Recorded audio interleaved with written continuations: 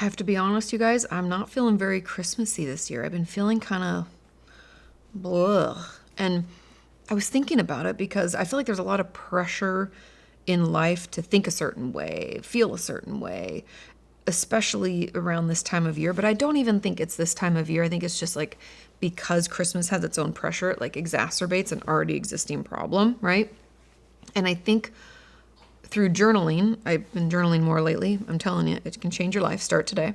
But through journaling, I've realized that my expectations have essentially, or expectations from other people, have essentially ruined my entire year. And it kind of comes to a crux right now because of the expectations around the holidays. There's a lot of expectations to be happy, right? I should be excited. I should be buying lots of gifts. I should be seeing lots of people. And it can feel, and a lot of times it's wonderful. I love Christmas. But this year in particular feels tough because I'm in therapy processing the loss of my grandma and papa. And those were the last grandparents that I had that were alive. And since they've both passed now, they've sold their house, they've sold their land. And that's essentially where I grew up, you guys. My mom doesn't live in that house anymore that was next to them, but when my parents got married, my grandma and papa gave my mom and dad an acre on a corner of their property, and that's where I grew up. So I grew up in those fields that were turned into Christmas tree farms as I got older. And I went with my mom when I was last home to see the properties and to see the house. And luckily, they're not tearing the house down, praise be. But they did break up the property and sell it off. And God, I wish I could have afforded to buy a chunk of that. It's almost like a chunk of my childhood. And it's all of the expectations around the fact that this isn't the first year without them. It's been many years. And like, I should be past it, right? I feel like there's an expectation I should be moving forward. I should be okay. I'm a therapist. I should be fine with all this change, right? And that took me down a rabbit hole in my journaling because it's the change. I'm not doing well with all the change. I miss them and they're gone. Then there's the change of moving to Texas and having a hard time and not feeling connected to people and really struggling like internally. And I'm just not doing well with it all. And when Christmas comes, it's like, I feel like it's the time to be like, oh, look at how amazing this year was. We get to connect with friends and family, blah, blah, blah. And like all of this pressure to be extra happy. And I'm just not feeling it.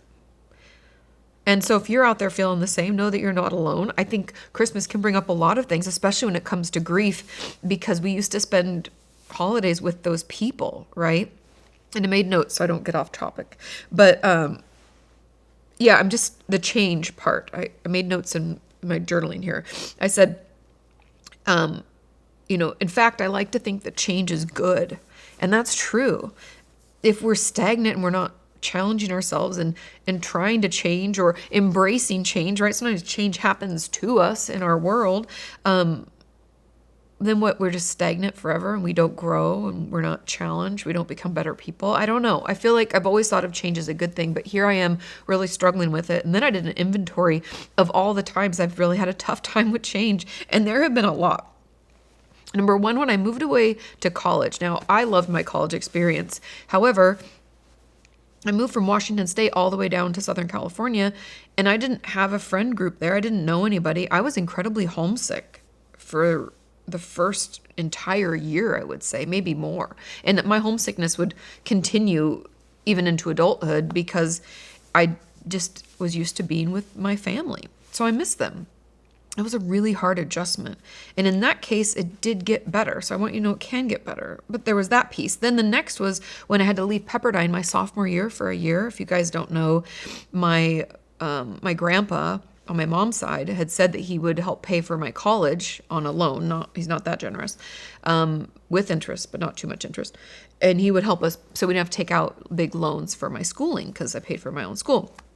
So he gave us a loan, and then he kind of got senile in my freshman year and decided he wasn't going to do that anymore. And he didn't want to do that. And so I hadn't applied for any kind of assistance, and we didn't have the money. So I had to withdraw until we got all the paperwork together. And that year up in Seattle was one of the worst years of my life. I had such a tough time with that change. I'd just become more acclimated to life at Pepperdine. And then I was like thrown into I'm not from Seattle, by the way. I'm from a really small town. So I'm not from there. That was just the closest college I could get into. I went to Seattle Central for a year to keep up with my units until I could go back. And I went back again in really the summer and then stayed through the fall. And that was the time when one of my friends during that period in my life said to me, Katie, you're really hard to be around. And I remember just like taking that and immediately spitting back to her, how do you think it feels to be me? And I kind of feel that way now. Like I don't want to get there because I've been there, right? We have to live and learn and grow and change. But I definitely have been feeling that kind of upset, that kind of dysregulation. And it's just been exacerbated by all of this extra change. And then, stick with my notes, when I first started dating Sean, I moved down to Orange County. So I lived in Santa Monica by myself when I was in graduate school. And then when I graduated, I moved down to be closer to Sean. That did not go well for me either. It was a really, really tough transition. The people were very different from those in Los Angeles. It did not connect with me. And we moved back, thank God, a year later. But that was really hard. And that feeling, again, is very similar to the one I'm having now. And then there was another huge transition, was the loss of my dad. And just the other day, if you're grieving out there, especially during the holidays, know that it's very normal to be doing fine and then all of a sudden have a moment where you're like, oh, I miss them.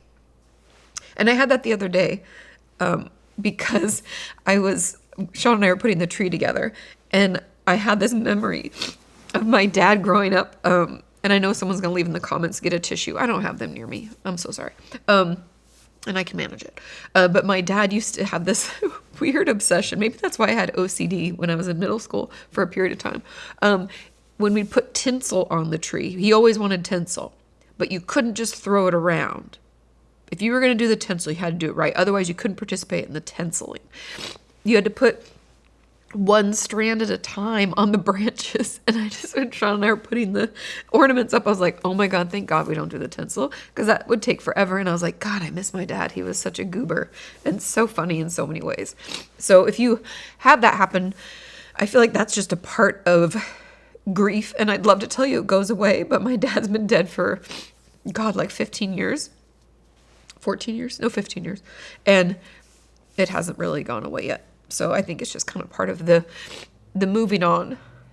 There was a quote recently I'd read about grief where it said that it doesn't, I'm going to butcher it, but it's essentially like it doesn't go away. You just get used to living with the loss. And that is true.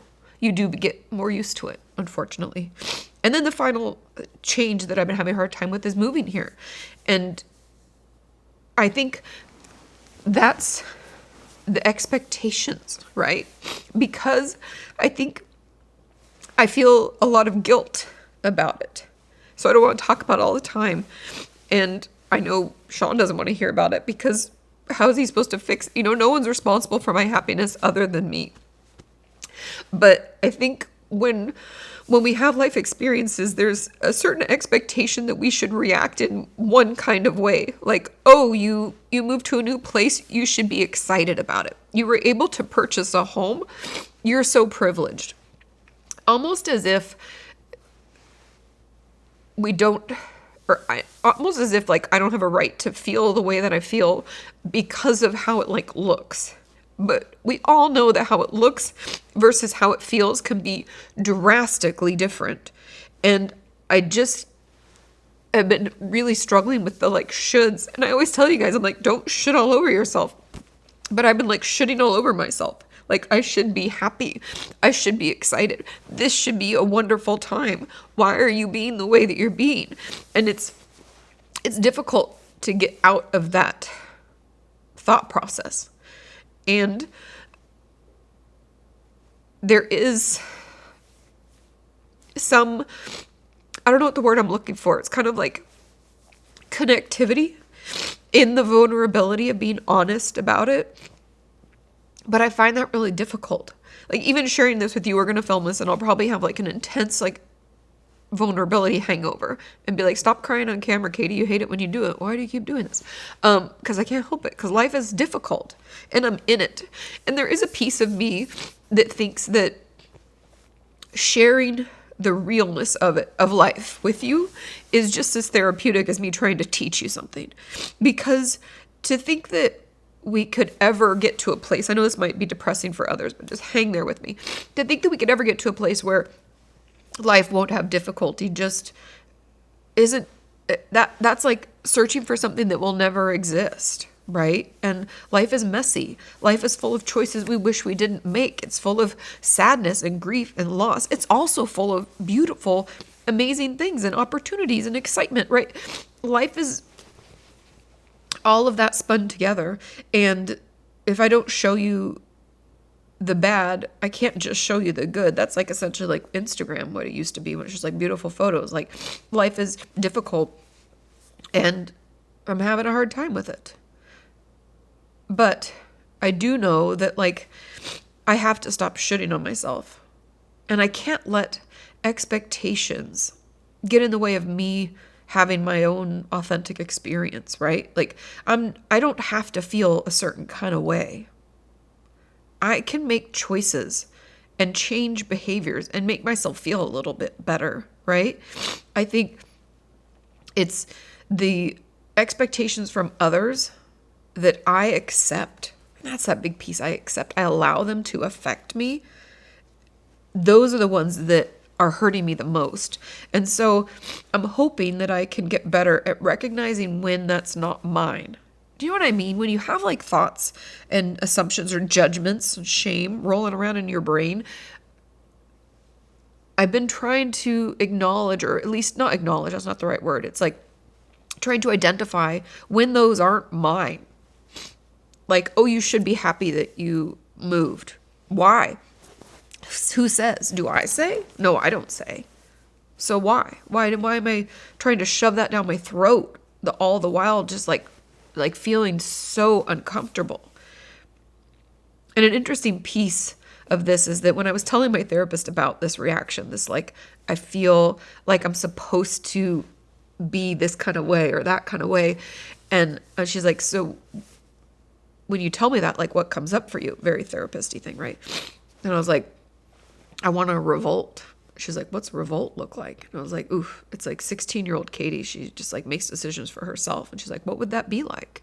And I was like, well, she just doesn't give any shits and she just packs up her shit and leaves. Like that's how that part of me is. And she was like, well, she's there for a reason. You know, this revolt, this frustration, this like, get off of me, get your assumptions, get your expectations out of my head. And I thought about it for a while. Like, what purpose does that serve for me? And it's really protective, you know, because I feel overwhelmed. I feel like I don't have a right to experience things as I experience them. You know, Roxy doesn't like it either. But it's just interesting what this type of experience triggers in me. And I don't know if any of this resonates with any of you. I'd love to hear if you're going through something similar where it's kind of getting in the way of me being able to enjoy Christmas like I used to. And I'm trying to figure out how to get it back because I do love the holidays. And I don't want all the expectations and shoulds to ruin it because, you know, who says I have to feel that kind of way? Who says I have to do it? Who says it has to look a certain way? Nobody. And if they do I have to listen? No. I don't know why I listen, but I do. I let it like get in my head and then I feel like an asshole. And then it's like compounding. Don't you hate that? How like you start off with like already a negative thought and then that negative thought starts and then you pick up like other things along the way. Like, oh, I should be so happy that I was able to move and buy a home. Like I'm so privileged, like blah, blah, blah, blah, blah. And then it circles back to like, now you should feel guilty that you don't. How dare you? And then shame. Oh my God, something's so wrong with you. Why don't you feel happy? Right? And it just picks up like speed. And I'm just sharing this so it's not just happening in my head because I do know. So then therapist Katie pops into the scene, thank God. And she reminds me that suffering alone is like suffering quadrupled. If you share it, what's the old saying? It's like, in a partnership, it's like, I think it's about marriage, but I think it's in a relationship. It's like every sorrow is halved and every joy is doubled. Well, I would argue when a sorrow isn't shared with anybody, it's more than doubled. It's like quadrupled, right?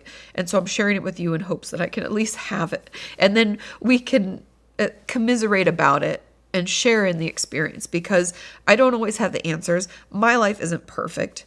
I should on myself. As I've always told you guys, like, just because I know better doesn't mean that I do better. And sometimes I feel like that's a little bit worse, but I'm still trying to figure it out. I don't want to pull these expectations into 2024. I don't want to continue thinking this way, feeling this way, because I think it's wearing me out, and not in a good way, right? And I have so much I want to do for you guys and things I'm excited about in the future, and I want to stay focused on that. And so I hope that me sharing at least reminds you that you're not alone. And if you have any expectations that pop into your mind, I hope that you could try to pay attention to whether or not they're yours, or if they're someone else's. And if they're someone else's, I give you permission, I give myself permission to assess whether or not I want them. Because some expectations are good. Some expectations can be communicated and can be met. Other times they can just get in the way of our joy. And I feel like all of the like shoulds and, I expected this to be better has kind of snuffed out some of my happiness this year. And so that's where I'm at. But let me know how you're doing. Don't let me just share. I want to hear from you, because it's the connection. I think this is the last thing I'll say. Sorry, I feel like I'm rambling. The connection with our community is so valuable to me, because that's part of what I've been missing so much in this new area that we live, is that I have no connection. I feel very isolated, very island-like, and I know that that's dysregulating. I know the research. I understand it. But to experience it is a whole other thing, and it's a whole other overwhelm to feel, a dysregulation to experience. And so let's get more connected. Tell me about it. Join me on live streams. Hang out with me. I'd love to hear from you, because it makes me feel less alone. So thanks for watching. Thanks for listening. Sorry about all that, but that's just been what I'm trying to figure out and what I've been going through.